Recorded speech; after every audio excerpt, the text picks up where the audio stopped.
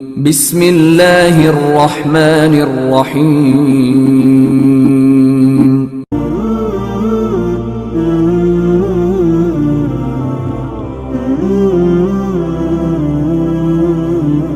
علیہ الصلاة والسلام اللهم صل على سيدنا مولانا محمد في أول كلامنا اللهم صل على سيدنا مولانا محمد في أوسط كلامنا اللهم صل على سيدنا مولانا محمد في آخر كلامنا اللهم لك الحمد كما أنت أهله فصل على محمد كما أنت أهله وافعل بنا ما أنت أهله فإنك أنت أهل التقوى وأهل المغفرة اللهم صل على محمد كلما ذكره الذاكرون وصل على محمد كلما غفل عن ذكره الغافلون رب اشرح لي صدري ويسر لي أمري واحلل عقدة من لساني يفقه قولي اللهم صل على محمد وآله ألف ألف مرة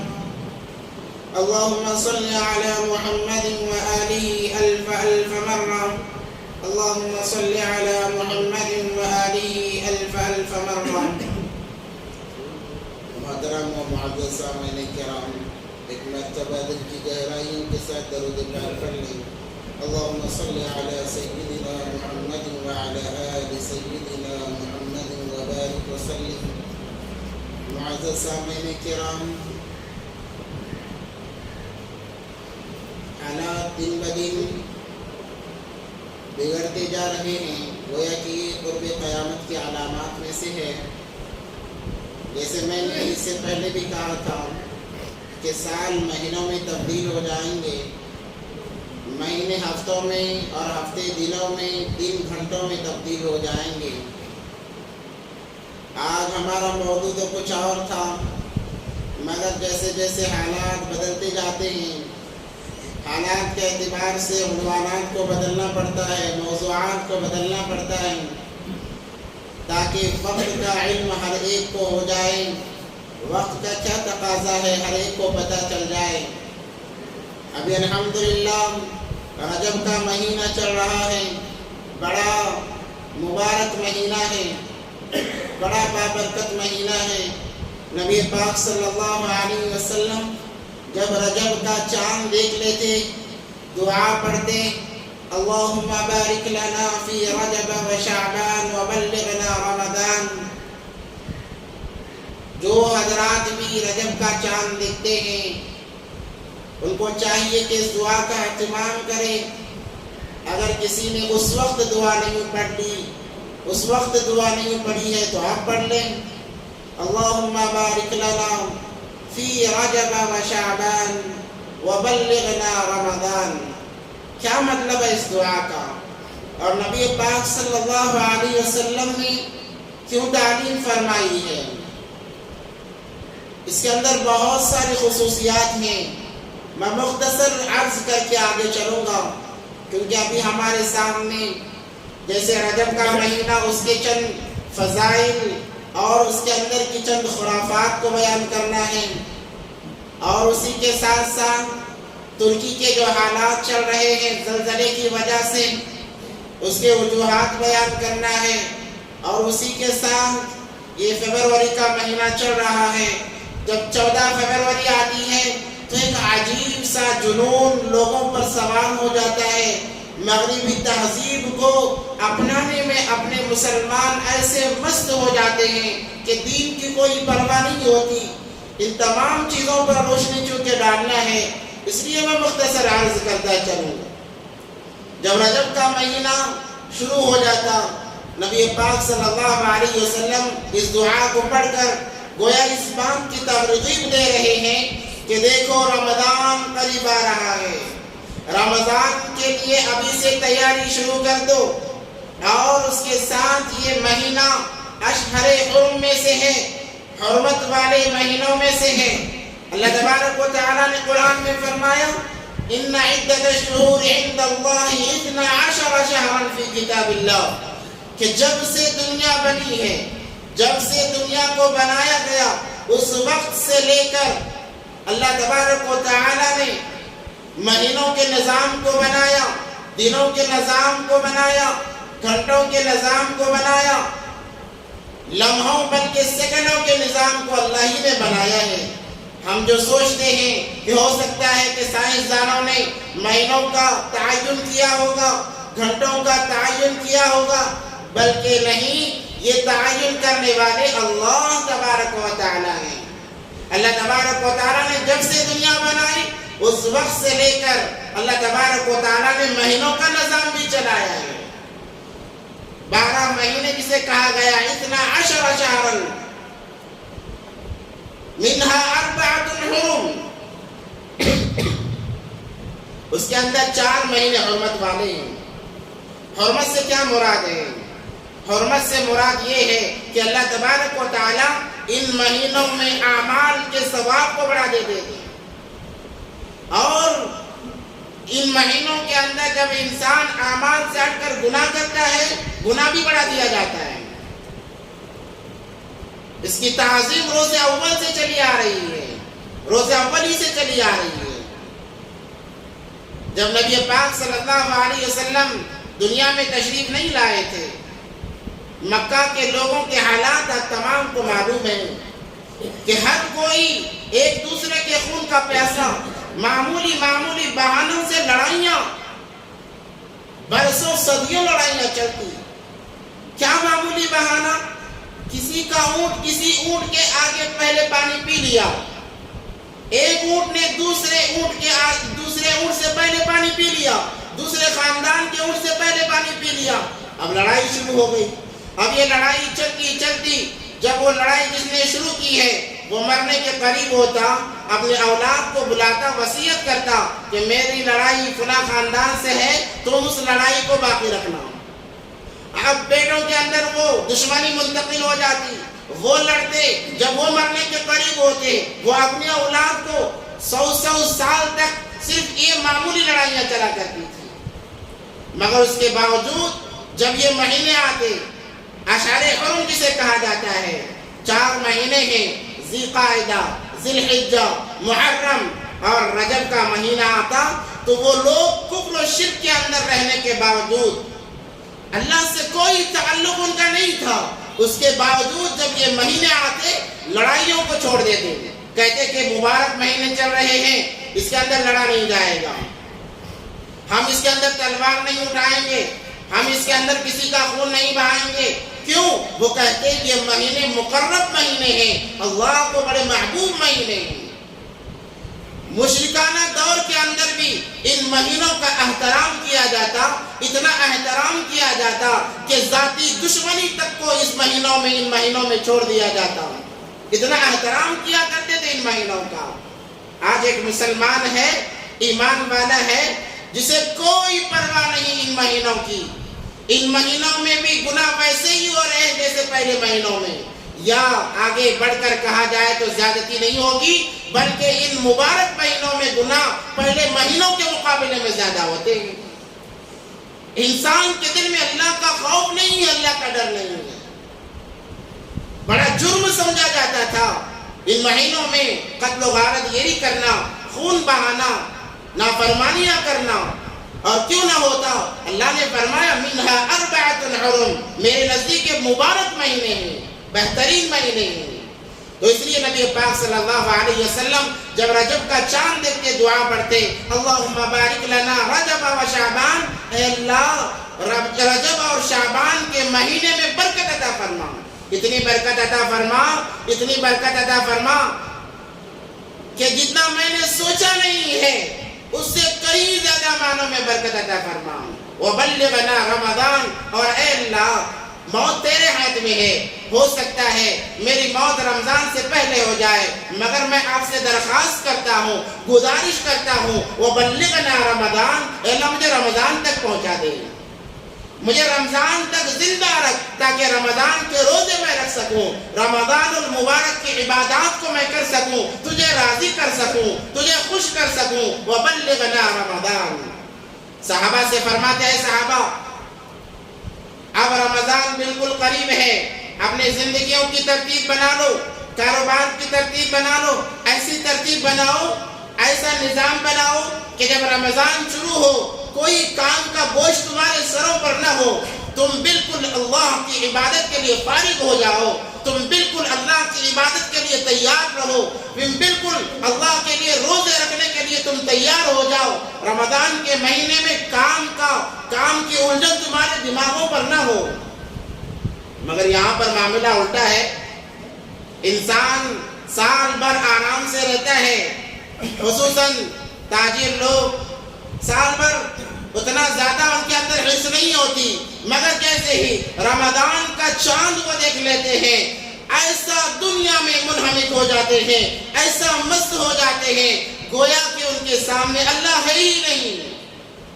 کہتے ہیں یہ کمانے کا مہینہ ہے، ایک مہینہ کماؤ، سال بھر بیٹھ کر کھاؤ۔ اللہ اکبر کبیرہ۔ کیا موت ہمارے سامنے نہیں ہے؟ کیا مرنا ہمیں نہیں ہے؟ اللہ کے سامنے جا کر جواب دینا نہیں۔ نبی پاک صلی اللہ علیہ وسلم رجب سے تیاری کر رہے ہیں رمضان کی۔ نبی پاک صلی اللہ علیہ وسلم بخشے بخشائے ہیں، صحابہ کے لیے اللہ نے مغفرت کا پروانہ دے دیا۔ ایک وقت میں نبی پاک صلی اللہ علیہ وسلم کی زبان مبارکہ سے 10 صحابیوں کے لیے کہا، ابو بکر فی الجنہ، عمر فی الجنہ، عثمان فی الجنہ، علی فی الجنہ، 10 صحابہ کے نام گنوائے۔ بدرین کو کہا اگر اس کے بعد تم گناہ بھی کرو میں معاف کر دوں گا۔ اس کے باوجود تیاریاں رمضان کی کب سے ہو رہی ہے؟ رجب کے مہینے سے تیاریاں ہو رہی ہیں۔ اور مسلمان آج کا کلمہ پڑھنے والا سال بھر اطمینان سے رہتا ہے، رمضان آتے ہی کہتا ہے یہ کمانے کا مہینہ ہے۔ ہاں واقعی رمضان کمانے کا مہینہ ہے، دنیا کمانے کا نہیں بلکہ آخرت کمانے کا مہینہ ہے۔ تو نبی پاک صلی اللہ علیہ وسلم دعا فرما رہے ہیں، اللہم بارک لنا فی رجب و شعبان، اللہ رجب میں برکت دے، شعبان میں برکت دے، وبلغنا رمضان، اتنا توفیق دے دے، اتنی مہلت دے دے کہ میں رمضان تک پہنچ سکوں۔ انسان نے موت کو بھلا دیا ہے، اجل ہی نے چھوڑا نہ کسرا نہ دارا، تجھی سے سکندر سا پاتے بہارا۔ جگہ جی لگانے کی دنیا نہیں ہے، یہ الفت کی جا ہے تماشا نہیں ہے۔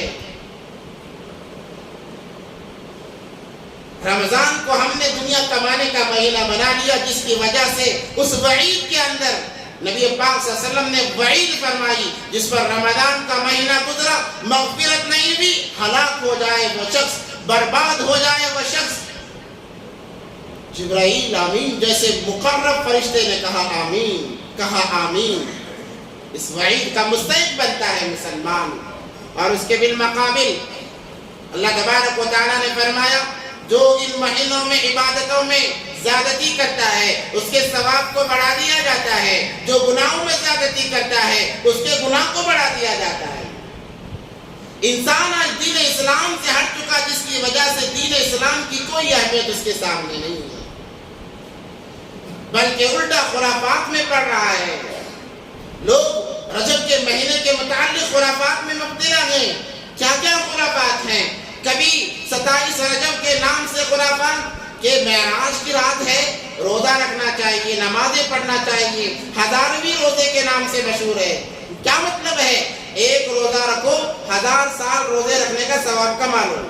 اب رجب کی 27 تاریخ کو ایک روزہ رہے، 1000 سال تو یہ زندہ نہیں رہے گا۔ ہم نے ساری زندگی کے روزے رکھ لیا، وہاں قضا ہو گیا، اب روزے رکھنے کی ضرورت نہیں ہے۔ رمضان بھی کھا کھا کر گزار رہے ہیں۔ اور اس سے بڑھ کر خرافات کیا کیا ہیں؟ 22 رجب کو کنڈوں کا رواج چلتا ہے۔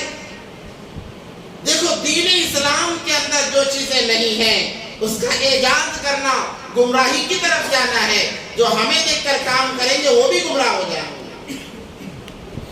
دین سے ہٹ جانا اسے کہتے ہیں۔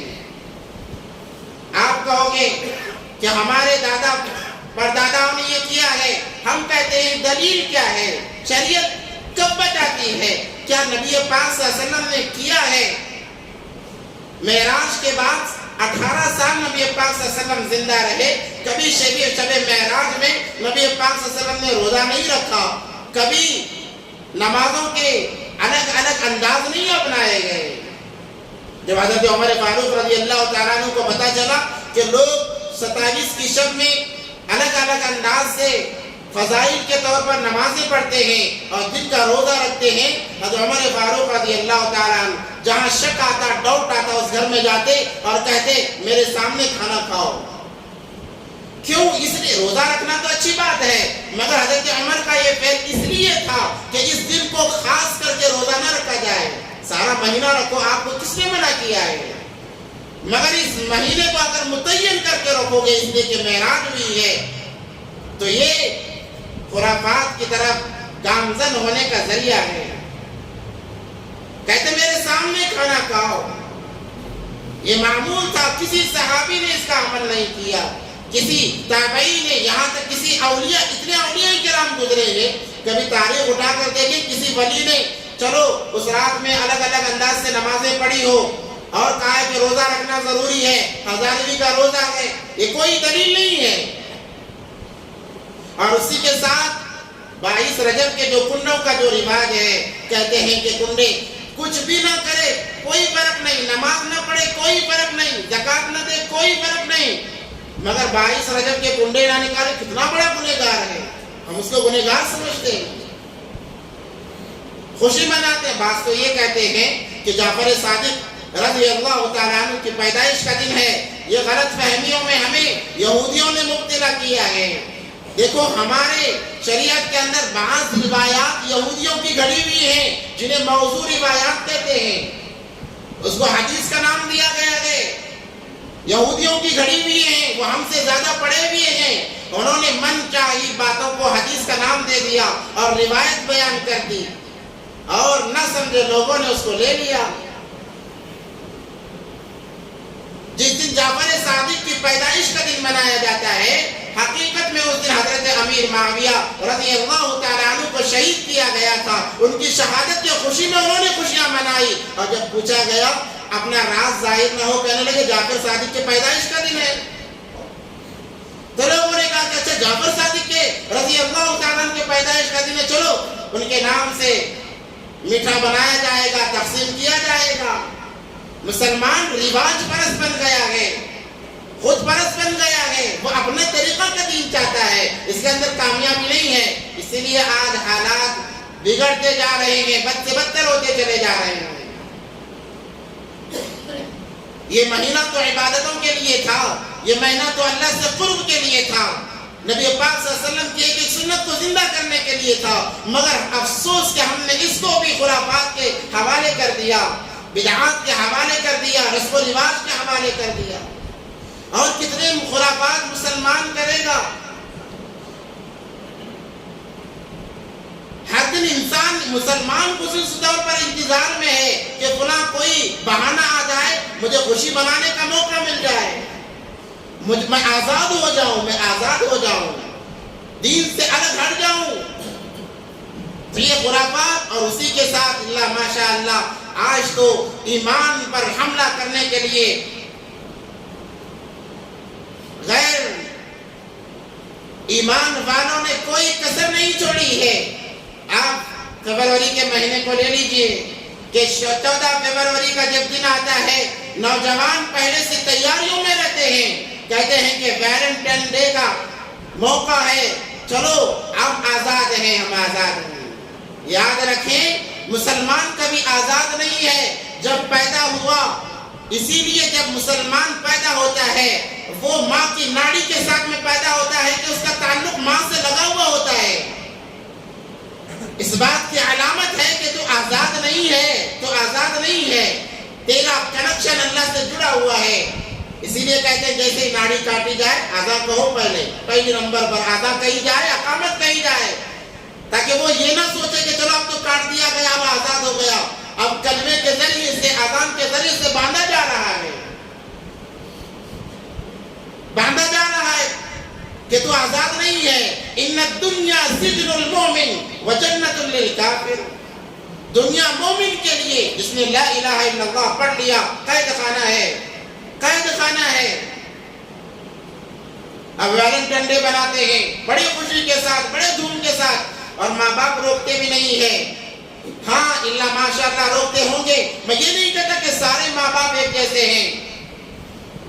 کہتے ہیں کہ بھائی جوان ہے اب نہیں کرے گا تو کب کرے گا. اللہ اکبر کبیرہ. یہ کہنے کی باتیں ہیں. اب نہیں کرے گا تو کب کرے گا. وہ اب جہنم کے کام نہیں کرے گا تو کب کرے گا. یاد رکھیں وہ خود بھی ڈوب رہا ہے, آپ کو لے کر بھی ڈوب رہا ہے. وہ خود اپنے ایمان کو ضائع کر رہا ہے, اپنے ایمان کو بھی ضائع کر رہا ہے. یہ تو یہودیوں کا, نصرانیوں کا یہ طریقہ تھا ویلنٹائن ڈے منانے کا. کہ پتہ نہیں مسلمانوں میں کیسا آ گیا کہ مسلمان سب سے زیادہ اس ڈے کو منا رہے ہیں. عجیب عجیب ڈے آ گئے. پہلے یہ اس کا کوئی نام و نشان نہیں تھا.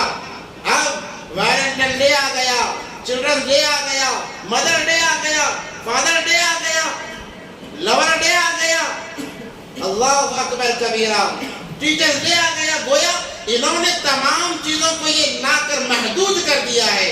مدر ڈے, بچہ کہتا ہے کہ سال بھر ماں کی نافرمانی کرو, جب مدر ڈے آئے موبائل کے اندر اسکرین پر ماں کا فوٹو لگا لو. فادر ڈے آئے باپ کا فوٹو لگا لو اور کہو کہ ہم وفادار بچے ہیں. بس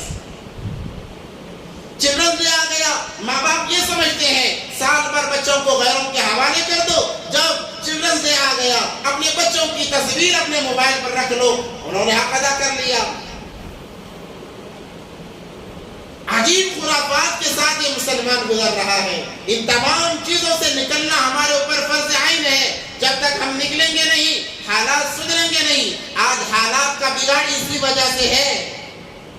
زلزلے کیوں آتے ہیں, تباہیاں کیوں مچائی جاتی ہے آسمان کی طرف سے,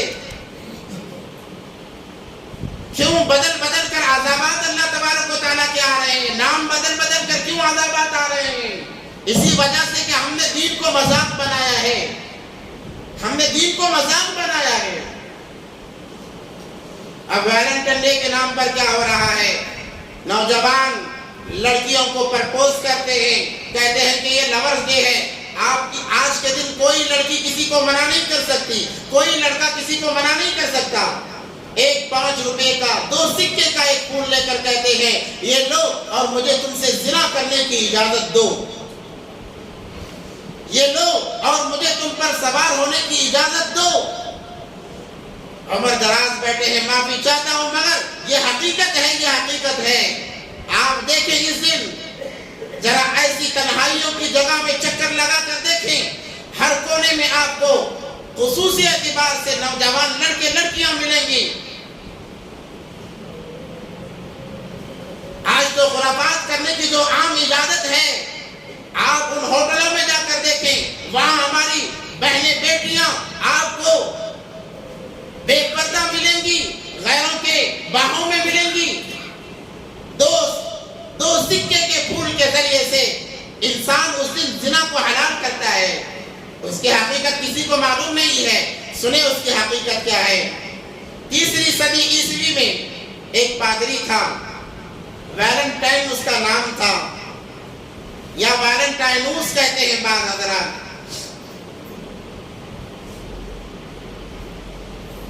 اس زمانے میں ایک بادشاہ تھا, رومی بادشاہ تھا, بڑا شابیر, بڑا خطرناک بادشاہ تھا.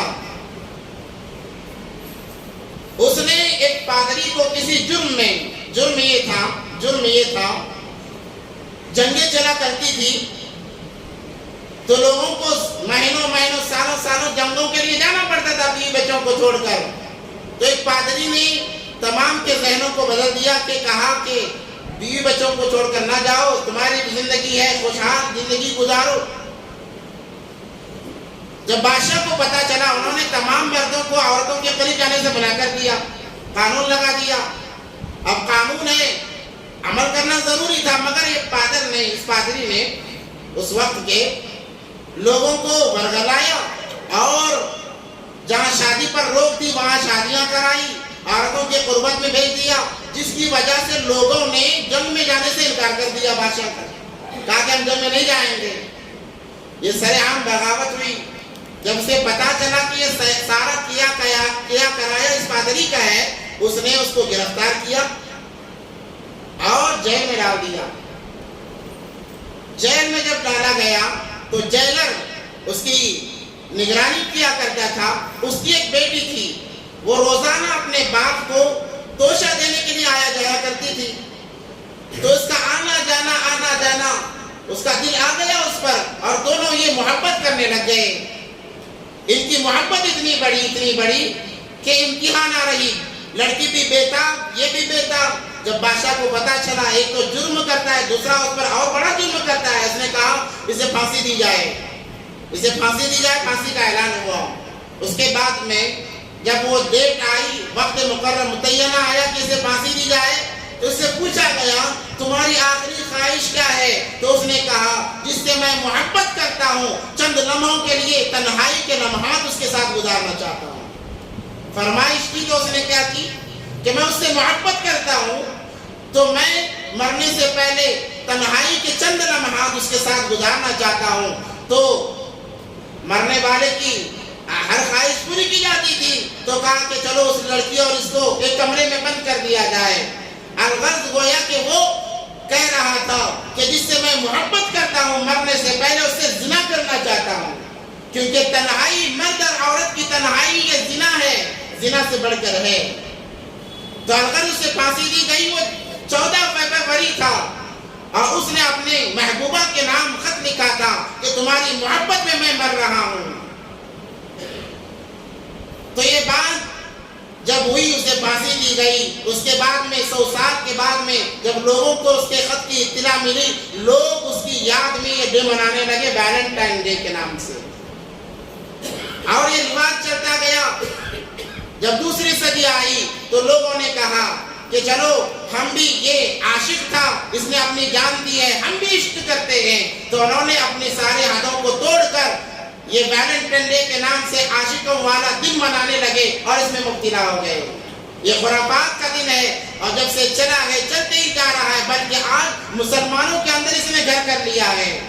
مسلمان اپنے حدوں کو بھول کر، ایمان کو چھوڑ کر، اس دن 2 کوڑی کا ایک پھول لے کر لڑکیوں سے زنا کی اجازت طلب کرتے ہیں، اور وہ بیٹیاں، وہ ایمان والی بیٹیاں اپنے حیا کو بازو رکھ کر انہیں اجازت بھی دے رہے ہیں۔ اسی لیے آتا ہے اذا فاتک الحیا فاصنع ما شئت، جب تجھ سے حیا نکل جائے جو چاہے کر۔ یہ ماں باپ کی ذمہ داری اسی لیے کہا جاتا ہے کہ اپنے بچوں کی نگرانی کی جائے۔ آج ہم نے اپنے اولاد کو بے پرواہ چھوڑ دیا ہے، وبال ایک طرح سے ہمیں بھی ملتا رہے گا۔ کہتے ہیں اسکول کالج نہیں جائیں گے تو کیا کریں گے؟ ضروری ہے آپ بھیجیں، مگر نگرانی کریں کہ کہاں جا رہے ہیں۔ کالج کے بعد میرے بیٹی کا راستہ کس طرف ہو رہا ہے، میرے بیٹے کا رخ کس طرف ہو رہا ہے۔ ہم نے موبائل دلایا ہے پڑھائی کے نام سے، موبائل چیک کریں، آپ کی ذمہ داری ہے کہ کہیں اس کے اندر ایسی ویسی چیزیں تو نہیں ہیں۔ الغرض بات لمبی ہو جائے گی۔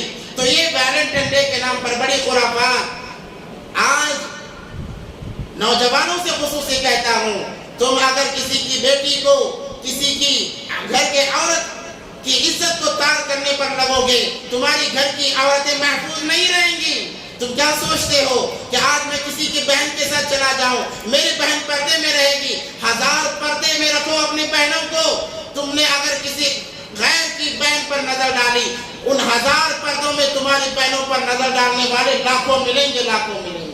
یاد رکھیں، جیسے میں نے کہا تھا، 3 چیزوں کا بدل دنیا ہی میں مل جاتا ہے۔ ایک والدین کا نافرمان، والدین کی نافرمانی کرے گا، صلہ دنیا میں ہی ملے گا۔ اور اس کے اندر میں نے کہا تھا دوسرا، کسی اور کی عورت پر نظر ڈالنا، گویا کہ اپنے گھر کی عورتوں کی عزت کو تار تار کرنا ہے۔ آپ چاہے تمہاری جتنی مرضی ہے، اپنے گھر کی بہنوں کی عزت کو تار تار کرنا چاہتے ہو تو دیکھو دوسروں کی بہنوں کو۔ اگر اپنے ماں کی عزت کو تم نیلام کرنا چاہتے ہو، اے نوجوانوں، اگر تم اتنے گر گئے ہو کہ تمہاری ماں کی عزت کو تمہارے آنکھوں کے سامنے لوٹا جاتا رہے، تم خاموش بیٹھے تماشا دیکھتے رہو، اگر یہ تمہارے اندر طاقت ہے تو دوسروں کی ماں بہنوں پر نظر ڈالو۔ اگر تمہارے گھر کی عزت تمہیں پیاری ہے، خبردار ہو جاؤ، کسی عورت پر نظر نہ ڈالو۔ اللہ تمہارے گھر کی عورتوں کی عزتوں کو محفوظ رکھیں گے۔ ان خرافات سے ہم نکلیں، توبہ کریں، اللہ کے نام پر صدقہ خیرات کریں، اللہ کے نام پر اپنے مال کو لٹائیں، کیونکہ اللہ ناراض ہے۔ اللہ ناراض ہوتا ہے ایک وجہ سے خوش ہوتا ہے، نمازوں کے ذریعے سے، صدقہ خیرات کے ذریعے سے۔ آج ہم نے اپنے مال کو دنیا کے لیے خالص کر دیا ہے۔ یہ ہمارا مال اللہ کی دی ہوئی امانت ہے، اس کو اللہ کی رضا میں لگاؤ، اللہ کے گھروں پر لٹاؤ۔ جیسے میں نے کہا تھا گزشتہ ہفتے، اللہ کے نام پر دینے کا معاملہ آتا ہے، ہمارا دل مرجھا جاتا ہے۔ ہم کہتے ہیں بھائی مسجد کے لیے کیوں دیا جائے؟ جس مسجد میں آ کر پنکھوں کے سائے تلے، چھت کے نیچے پنکھوں کی ٹھنڈی ہوا لیتے ہوئے تمہارے لیے پانی کا انتظام، ہر طرح کی راحت کا، جتنی راحتیں گھر میں میسر نہیں تھی مساجد میں ذمہ داروں نے میسر کر رکھی ہیں، وہاں پر دینے پر ہمارا دل مرجھا جاتا ہے۔ یہ بہت بری بات ہے۔ جو انسان اللہ کے نام پر دیتا ہے، اللہ کے نام پر خرچ کرتا ہے، اللہ تبارک و تعالیٰ دنیا میں زندگی میں 10 حصہ اسے بڑھا کر دیتے ہیں، 10 گنا بڑھا کر دیتے ہیں۔ ہارون رشید کا واقعہ ہے رحمت اللہ علیہ، بہت بڑے اللہ والے تھے، بادشاہ تھے، بہت بڑے اللہ والے تھے۔ انہوں نے ارادہ کیا کہ عبادتیں تو دیگر ہوتی رہیں گی، چلو ہم اپنے ذاتی مال سے اللہ کا گھر بنائیں، اللہ کے گھر کی تعمیر کریں۔ انہوں نے اعلان کیا کہ میں ایک اللہ کا گھر بنانا چاہتا ہوں، اس میں حکومت کا 1 پیسہ نہیں لگے گا، رعایا کا 1 پیسہ نہیں لگے گا، صرف میں اپنی ذاتی محنت کی کمائی سے وہ اللہ کا گھر بناؤں گا۔ اور اس وقت میں ایک مزدور تھا۔ پہلے لوگوں کا ایک عجیب مزاج تھا۔ آج بھی آپ دیہاتوں کی طرف جائیں، اعلان ہو گیا مسجد کے نام پر، اپنی جتنی استطاعت ہے اس سے زیادہ دینے کی کوشش کرتے ہیں۔ ایک ہم ہی ہیں جو اللہ کے نام سے بھی چراتے ہیں۔ اس لیے میں نے کہا تھا کہ جب اللہ کا واسطہ تمہیں کوئی دے کر مانگے، 100 روپیہ نہیں تو کم سے کم 1 تو ضرور دینا۔ تمہیں پتا ہے وہ بڑا ظالم ہے، مگر اس نے اللہ کا واسطہ دیا ہے، اللہ کا نام لیا ہے۔ کیا تمہارے دل کے اندر اللہ کی اتنی بھی وقات نہیں کہ اللہ کا نام لے کر مانگا جائے، تمہارے جیب سے 1 روپیہ نکلے؟ اسی لیے کہا جاتا ہے مساجد پر لٹاؤ، اللہ تمہاری زندگیاں سنواریں گے۔ وہاں کھڑے ہو کر پوچھنے والے کہتے ہیں اللہ کے نام پر اللہ کے گھر کے لیے تعاون کرتے جائیں، ہمارے پیشانے پر بل تک نہیں آتے، ہم گزر چلے جاتے ہیں۔ جیسے میں نے کہا بعض تو اتنے چالاک، وہ چالاک سمجھتے ہیں، تم چالاک نہیں، اللہ تمہارے مال کو قبول نہیں کرنا چاہتے۔ کہتے ہیں کہ بھئی وہاں جائیں گے تو دینا پڑے، چلو پان اٹھا لو، 10 روپیہ کا نوٹ اٹھا لو۔ اور بعض تو چھانتے ہیں کہ یہ 500 کا، یہ 200 کا، یہ 100 کا، یہ 50 کا، 10 کا، ہاں چلو یہ دے دیں گے۔ کہ اللہ کے نام کی اتنی قدر و قیمت ہے، تم دو اللہ کے نام پر، دیکھو زندگیوں میں کیسی تبدیلیاں آتی ہیں۔ صحابہ، ایک صحابی کا واقعہ سناتا ہوں، معذور، ایک ہاتھ سے معذور، نبی نے کہا اللہ کے لیے دو، کیا دے، میرے پاس کچھ نہیں۔ گئے یہودی کے باغ میں، کہا مجھے کام پر رکھو۔ کہنے لگا، وہ یہودی کہنے لگا تمہارا ہاتھ نہیں ہے، تم کیا کام کرو گے؟ کہا جو دو گے وہ کام کروں گا۔ کہا کیا کام کرو گے؟ پانی سینچو گے؟ کہا کہ ہاں، ایک ہاتھ نہیں ہے، میں کوشش کروں گا، اب ذرا مجھے سہارا دو۔ کہا کہ ٹھیک ہے۔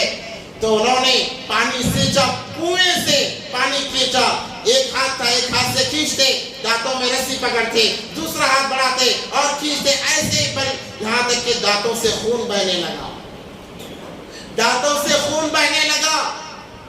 ایک ہاتھ سے لے جا کر پانی، کھجور کے باغ کو پانی دیا۔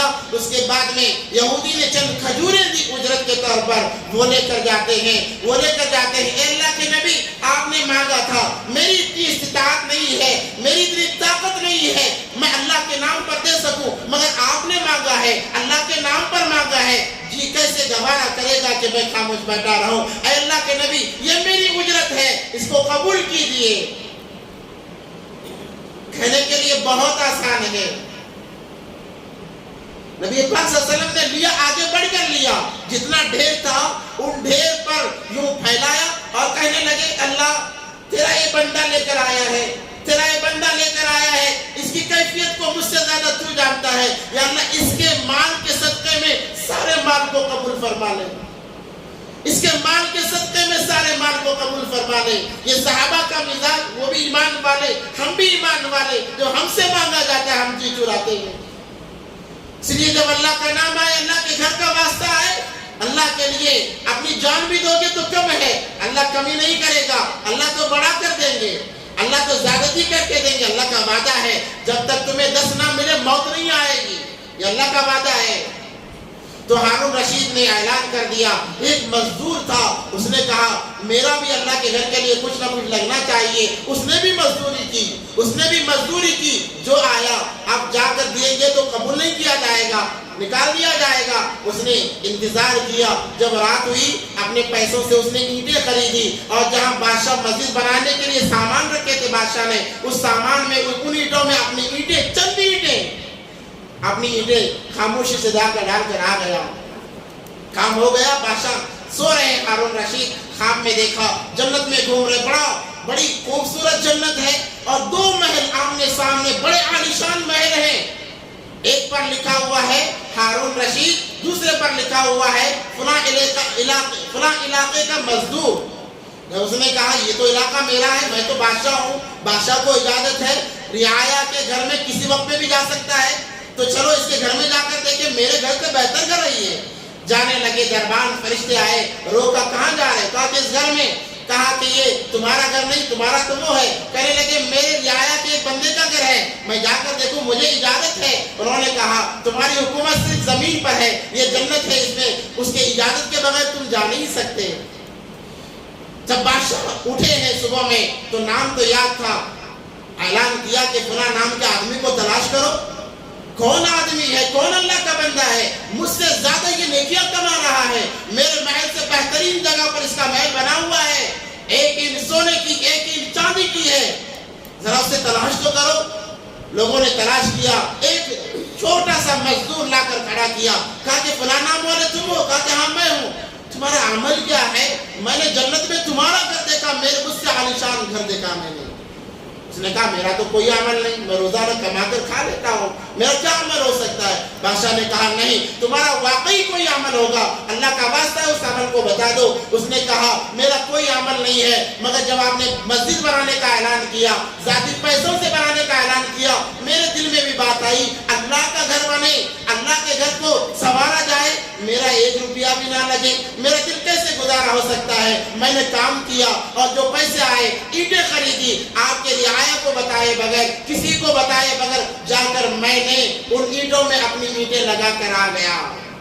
تو بادشاہ نے کہا اللہ اکبر, تیرا یہی وہ عمل ہے جو اللہ کو اتنا پسند آیا کہ میں نے مسجد بنا کر جتنا بڑا محل اپنے جنت میں نہیں بنایا, تو نے چند اینٹیں لگا کر اتنا بڑا محل بنا لیا ہے. ویسے ہی میرے بھائیوں, ایک گزارش کرتا ہوں, اللہ کے نام پر, اللہ کے گھروں کے نام پر اپنے جان کو لٹاؤ, اپنے مال کو لٹاؤ. آج ہمارے سامنے بھی ایک تقاضا ہے, الحمدللہ اس مسجد کو پورا پینٹ کرنا ہے, اور ایک حدیث, من بنا للہ مسجدا بنا اللہ لہ بیتا فی الجنہ, جو اللہ کے گھر کو بناتا ہے اللہ اس سے بہترین گھر جنت میں بناتے ہیں. مراد یہی نہیں کہ ایک اکیلا آدمی پورا بنائے, اگر آپ کا ایک کوڑی بھی اس میں لگے گا, ایک سکہ بھی لگے گا, آپ کے نام سے جنت میں محل تیار کیا جائے گا. الحمدللہ ذمہ دار نے ایک ارادہ کیا کہ اس کو پینٹ کیا جائے, اوپر سے نیچے تک آئل پینٹ کرنے کا ان کا ارادہ ہے, اور ہونا بھی چاہیے, مسجدوں کو سنوارنا بھی چاہیے, تاکہ لوگوں کا دل بھائے, جب دیکھے تو دل میں یہ بات آئے کہ چلو جا کر دیکھتے ہیں اندر کیا بات ہے. تو اس لیے پینٹ کا خرچہ ہے. جو حضرات پینٹ دلانا چاہتے ہیں, ہمارے حاجی شریف صاحب ہیں کیشرر, اللہ ان کی عمر میں برکت دے, ان سے ملاقات کریں. جو حضرات پینٹ دلانا چاہتے ہیں وہ پینٹ دلائیں, یا جو حضرات پیسے دینا چاہتے ہیں, کیونکہ لیبرز بھی لگیں گے, اس کے لیے بھی پیسوں کی ضرورت ہے. جو حضرات پیسے دینا چاہتے ہیں, ضروری نہیں کہ ایک ہی بندہ دے, اگر 10 لوگ مل گئے, 2-2 ہزار نکال لیے, 5-5 ہزار نکال لیے اللہ کے گھر کے لیے. ہم کسی ذمہ دار کو نہیں, کسی صدر اور سیکرٹری کو نہیں دے رہے ہیں, ہم اللہ کو دے رہے ہیں, اللہ کو گواہ بنا کر دے رہے ہیں. آپ نے لگا لیے, 10 بندے مل گئے یا ایک خاندان والے مل گئے کہ چلو مزدوروں کا خرچہ ہم برداشت کرتے ہیں, پینٹ کا خرچہ ہم برداشت کرتے ہیں, فلاں چیز کا خرچہ ہم برداشت کرتے ہیں. آپ کے لیے جنت میں عالیشان محل بنایا جائے گا. انسان تاکتا رہ جائے گا کہ اللہ کاش میں اپنی ساری زندگی تیرے گھر کے نام کر کے آتا, تیرے نام کر کے آتا. تو ایک تقاضا ہے ہمارے سامنے, اس لیے نماز کے بعد میں جو حضرات بھی دینے کا جن کا بھی ارادہ ہے وہ جا کر حاجی شریف صاحب سے ملاقات کر لیں. اگر رقم دینا ہے تو رقم پہنچا دے, یا پینٹ کی ضرورت ہے تو ان سے معلوم کر کے کس طرح کا پینٹ چاہیے ان کو ادا کریں. اللہ سے دعا ہے اللہ تبارک و تعالی ہم تمام کو ان باتوں پر عمل کی توفیق عطا فرمائے. وآخر دعوانا الحمدللہ رب العالمین.